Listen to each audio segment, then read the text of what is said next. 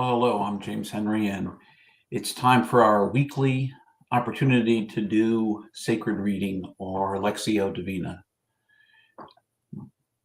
I missed being with you last week. I was at our annual conference, and so I couldn't quite find a space where I could do it with you. However, here we are, back with Lectio Divina. We're still working on the first letter of John. We're in chapter 2, verses 28 and 29. We're going to listen for a word, an image, a phrase that might speak to us.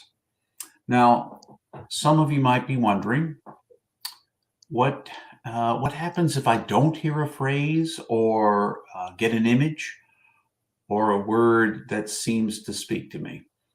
When we come to the text, we obviously are reading it, and it is reading us. And we bring with us who we are in the anticipation that Spirit will speak to us in some way. However, I want you to know that it's not a pass-fail kind of experience. Oftentimes when I do Lectio, it hasn't appeared that way perhaps since we've been doing it together, but when I do a Lectio by myself, I come away with more questions than I do images, phrases, or words. And it's okay.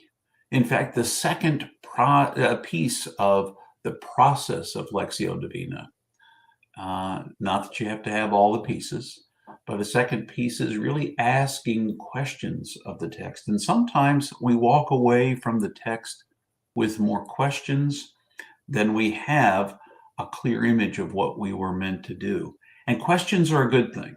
I want to say to you right now, questions are a very good thing.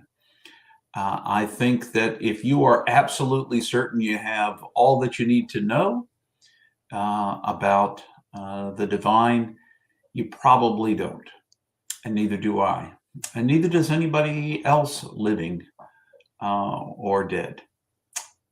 The truth is, there is an infinite number of mysterious truths that we might glean about one who is infinite.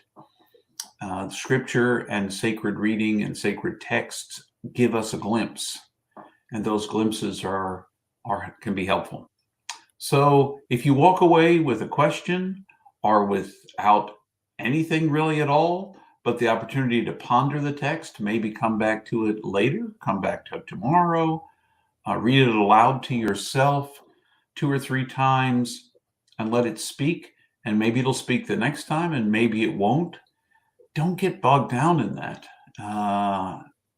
Just let the question live in you until perhaps another question comes along. So today, 1 John chapter 2, verses 28 and 29. Now I'll read it to you. Pause. You can stop right then. You can stop the video right then and just let it soak into you. Perhaps play it again and listen to the text, or read it again yourself and let it speak to you. But afterwards, I will try to reflect something back that rose for me in the text. Sometimes I'll try to be open to more questions that rise in the text than answers. And I don't even think of the images as answers, the words as answers, but an invitation to ponder more deeply. So let's listen together, calm ourselves and breathe. Listen together for a word from Spirit to us today. So I say again, my much loved children, remain in harmony with the Chosen One, so that when he appears, we may stand boldly before him and not have to hang our heads in shame. Since you know that the Chosen One always does what is right, you can be sure that the Great Spirit is the Father of all who walk in his right ways.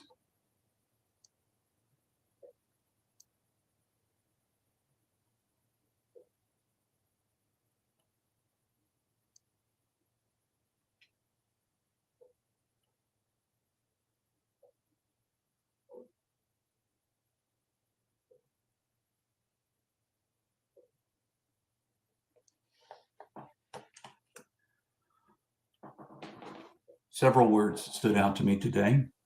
The first of which was the word harmony.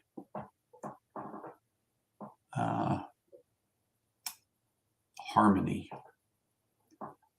I was raised in a fairly musical way.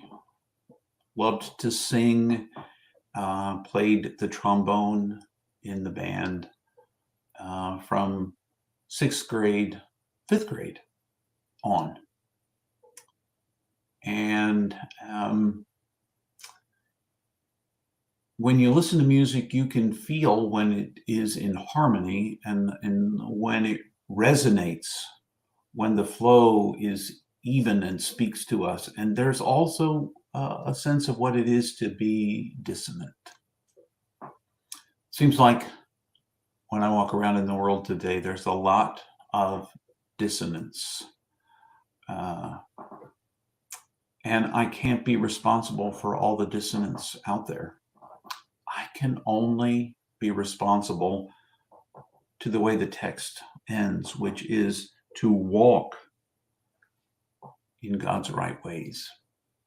To walk in God's right ways, and in so doing, to be in harmony. To be in harmony with that flow. And perhaps as I try to walk more harmoniously, more lovingly, which seems to be a very big theme in 1 John, in the whole of sacred texts, if I walk in that harmony, perhaps the harmony will bring less dissonance in the places I find myself. So I'm going to look for the harmonies.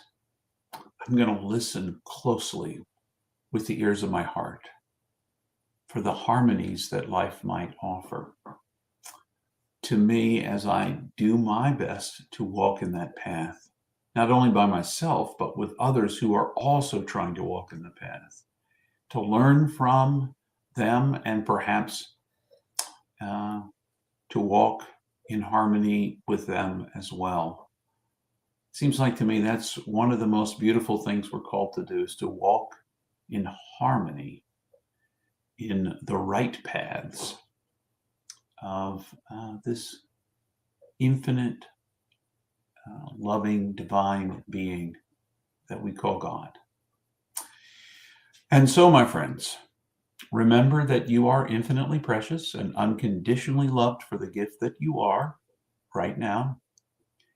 And listen to the text and see what it might say to you, what questions might rise for you, because that's a part of listening to the text as well. And maybe live with the questions without the anticipation that you'll get an answer that even necessarily satisfies you.